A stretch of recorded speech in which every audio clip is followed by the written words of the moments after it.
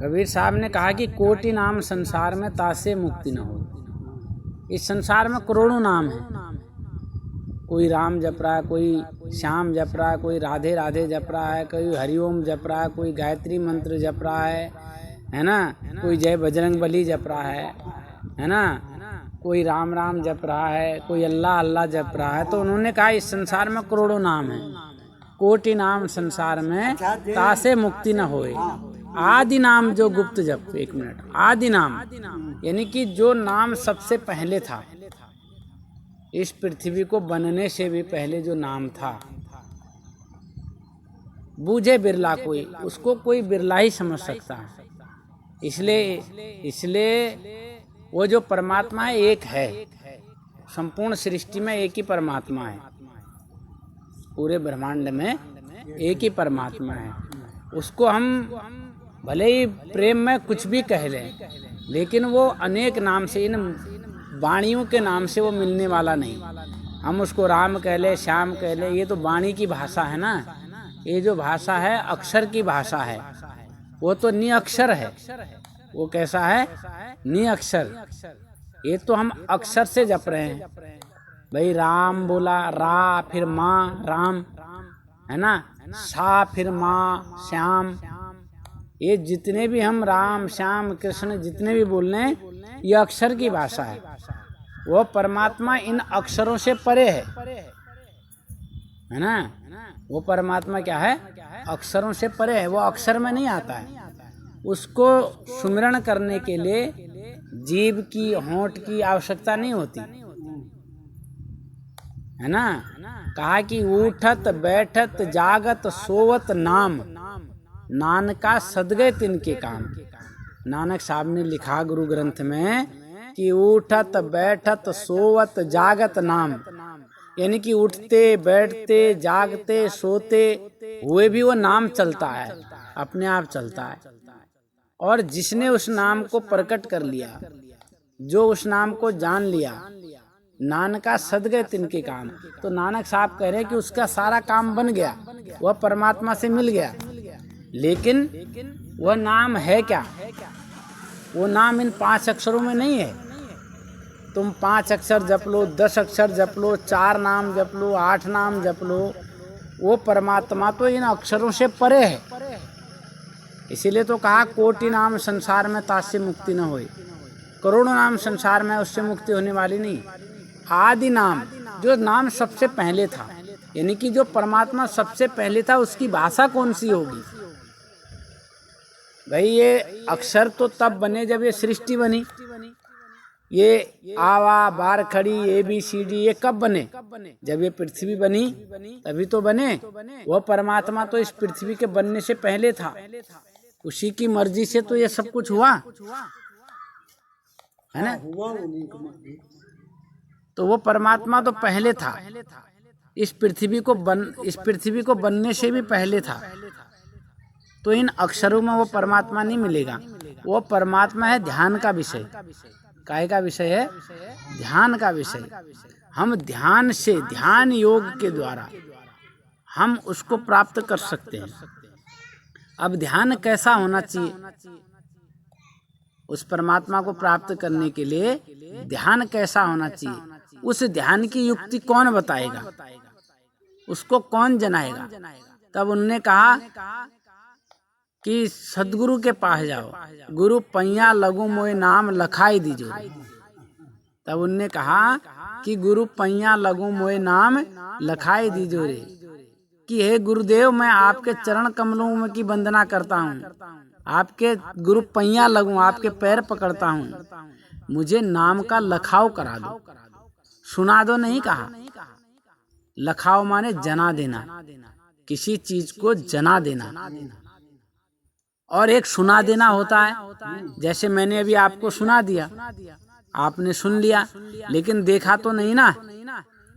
लेकिन वो कह रहे हैं कि गुरु पैया लगू मोए नाम लखाई दीजो रे। हे गुरुदेव, मुझे नाम मत सुनाओ, जिस नाम की महिमा सारी दुनिया गाती है, वो नाम होगा कैसा, उसका लखाव करा दो। गुरु पैया लगू मोए नाम लखाई दीजो रे, जन्म जन्म का सोया मेरा मनवा, शब्दन मार जगाए दीजुरे।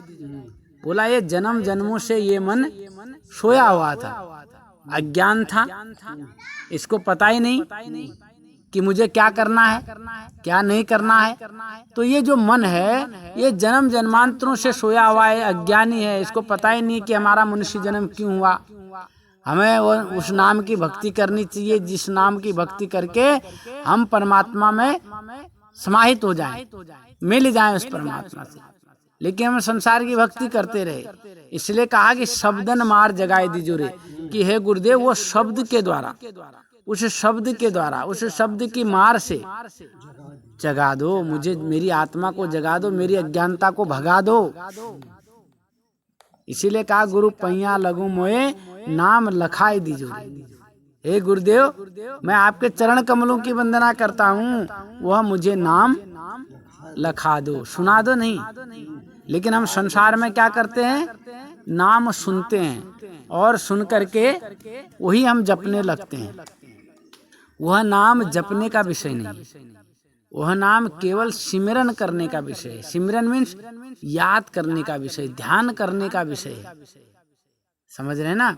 लेकिन हम क्या करते हैं, वो रटते रहते हैं रात दिन। रटने से कार्य नहीं होगा, ध्यान लगाने से काम होगा।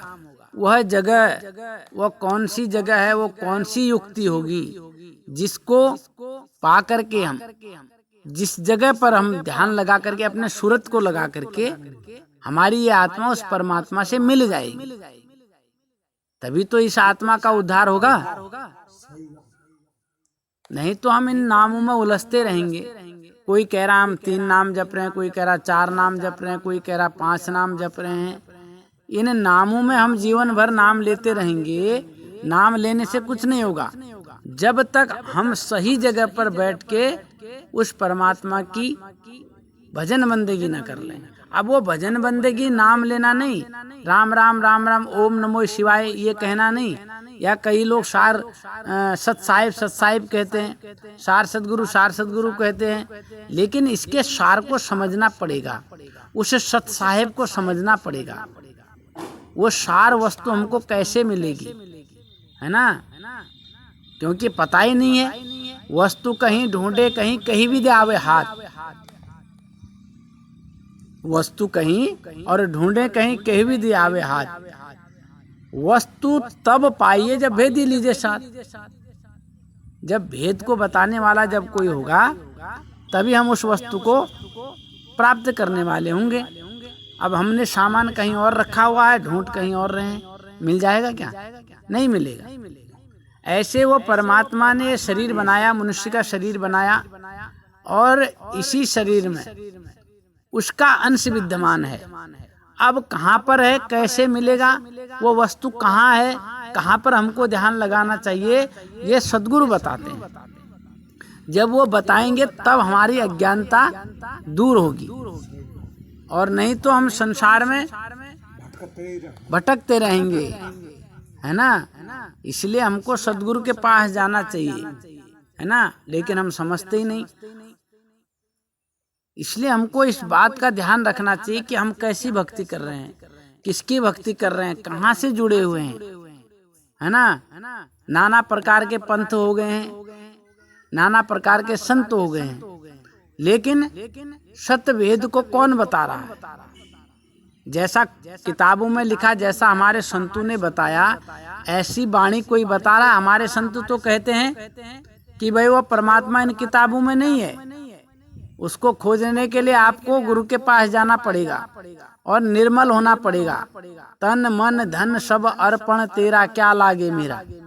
कहते हैं ना कि तन भी तेरा, मन भी तेरा, धन भी तेरा, सब अर्पण करना पड़ेगा। हाँ, सब तो चीज गुरु के चरणन में अर्पण कर दी, अब अपने पास रखा क्या, है ना। इसलिए जब हमारी ऐसी स्थिति हो जाएगी तब हम उस परमात्मा को प्राप्त करने वाले होंगे।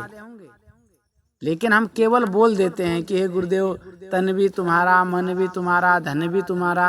अब गुरु को समर्पण कितना करते हैं, गुरु की बात को कितना मानते हैं, है ना। तो इसलिए हमको क्या करना पड़ेगा, पहले समर्पण करना पड़ेगा। इसीलिए कबीर साहब ने कहा पहले दाता शिष्य भया जो तन मन अर्पाशीष, और पाछे दाता गुरु भय जो नाम दिया बख्शीश। पहले तो जो शिष्य है वही दाता है। पहले दाता शिष्य भया, पहले जो दाता है वो कौन है? शिष्य है। क्यों दाता है? क्योंकि वो अपने आप को समर्पण कर रहा है, तभी तो गुरुजी नाम देने वाले होंगे। जब आप यहाँ इतने दूर से चल के आए